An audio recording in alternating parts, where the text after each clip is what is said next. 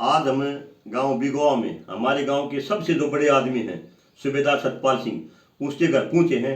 इनका जन्म मार्च 1934 का है और मार्च 1934 का जो आदमी है आज लगभग 93 साल के आसपास है। इनका दिमाग कितना काम करता होगा इस उम्र के हिसाब से याददाश्त भी कम हो जाती है, फिर भी हम इनको जितना याद है वो बात इनके बारे में पूछना चाहेंगे। चाचा जी, आप जब स्कूल में गए होंगे उस समय स्कूल का माहौल कैसा था, किस तरह की बिल्डिंग थी, अध्यापक किस तरह के थे, आप जो ले जाते थे वो क्या चीजें थी, पेन कागज स्याही क्या था आपका, बताने कष्ट करें थोड़ा। मैं जब स्कूल में पढ़ने लगा, जब स्कूल में गया मैं पढ़ने के लिए, तो स्कूल की हालत एक कमरा, एक बड़ा हॉल, एक ऑफिस, उनके आगे बरामदा था, बाकी वहाँ पर एक बड़ था।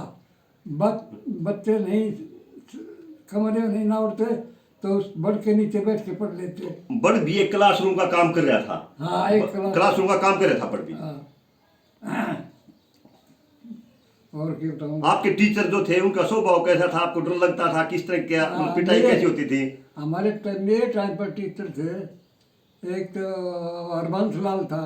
हरबंस लाल। हाँ। और हरकेराम। हरकेराम। दीपचंद कासनी का। दीपचंद कासनी। हाँ। और कौन था, एक ही था। आप मतलब वो आपने नाम बताया हरकेराम, दीपचंद, हरबंस लाल, उनका स्वभाव कैसा था? मतलब पिटाई करते थे या बहुत लाड प्यार से आपको पढ़ाते थे? बहुत अच्छे मास्टर थे वो।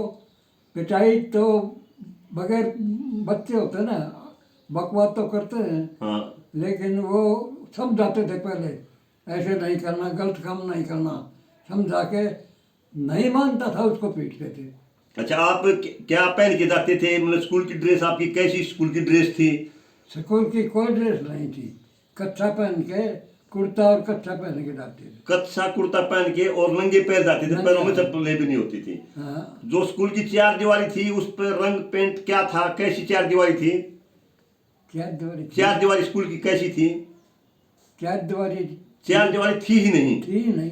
अच्छा, वहाँ आवारा पशुओं को रोकने के लिए मिट्टी का डोला बांध रखा था। हाँ। और वो भी पढ़ने वाले बच्चे ही बांधते थे ले जाकर। अच्छा, वो आप जो पेन पेंसिल स्याही जो प्रयोग करते थे वो कितने रुपए की आती थी और कहाँ से लेके आते थे? वो पेन वैन कुछ नहीं था। अच्छा, पेन नहीं थे ना, सरकंडा जो है ना पूरा ये इसका कलम बना लेते। सरकंडे की कलम टीचर बना देते थे, आप लिखते थे, वो कहाँ से लेके आते थे? जो स्याही कह रहे हो आप, स्याही जो है वो हम मतलब तवे के काल से निकाल के एक बर्तन में छोटे से में उसमें सरसों का तेल मिला के स्याही बना लेते थे। वेस्ट का बेस्ट यूज कितना अच्छा होता था। स्याही भी मोल नहीं लेते थे, बल्कि जो तवा होता है तवे के पिछले हिस्से में जो काले से लगे होती है उसमें सरसों का तेल मिला के वो पढ़ लेते, वो लिख लेते थे। यहाँ अपने ही गांव के बच्चे थे या बाहर से भी आते थे? यहाँ था नज़दीक सब उर्दू के स्कूल थे, यहाँ बिगवा में हिंदी का स्कूल था, तो यहाँ पर बाहर के बच्चे भी आते थे। भाई माजरा के, दुबरदन के, यहाँ तक के चिमनी तक के बच्चे आते। चिमनी तक के बच्चे यहाँ पर पढ़ने आते थे। उसका कारण ये था कि वहाँ उर्दू के स्कूल थे या हिंदी का स्कूल था। जो बच्चे आते थे वो पैदल आते थे। अब जब बच्चे बाहर गांव के बच्चे अपने गांव में आ रहे थे तो अपने गांव के उस समय जो आपके से बड़े थे, आपके चाचा ताऊ जो भी लगते थे, वो उन बच्चों के साथ कितना दुलार प्यार उनका अपना मानते, उनकी किस तरह मदद करते थे, उनको धमकाते थे, वो माहौल कैसा था गाँव का? बहुत बढ़िया माहौल था उनका, उनके बच्चों के साथ बहुत प्रेम से बात करते थे। अच्छा, उस समय मतलब आपस में भाईचारा आपने 92 साल पहले का भी देखा है, हम ये मान ले 10 साल निकाल दे तो आपने 82 साल पहले का समाज भी देखा और आज का समाज भी देख रहे हैं। तो आपको जब तक याद है 82 साल पहले का या 72 साल पहले का, यदि थोड़ा बहुत उस समाज के बारे में भी आप बता सकते हो भी हमारे गांव का माहौल कैसा था, आज से 70 साल पहले हमारा गांव कैसा होगा? देखो, बिगवा गांव जो है तहसील चरखी दादरी थी पहले। चरखी तहसील में सबसे शरीफ गांव, बढ़िया गांव सबसे बिगवा था। तहसील का सबसे अच्छा गांव था अपना। और अब भी आप जैसों का आशीर्वाद रहा तो हम इस गांव को पुनः जिस स्थिति में आपने ये देखा था, हम आपके आगे उसी स्थिति में उसको लाना चाहते हैं।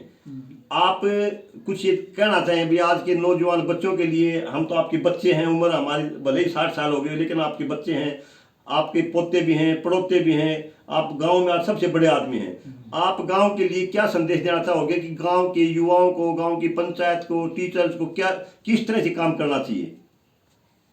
देखो, गांव के बड़े जो हैं बच्चों के साथ अच्छी तरह से मेल मिलाप से, मतलब उनको समझा के प्यार से रहना चाहिए।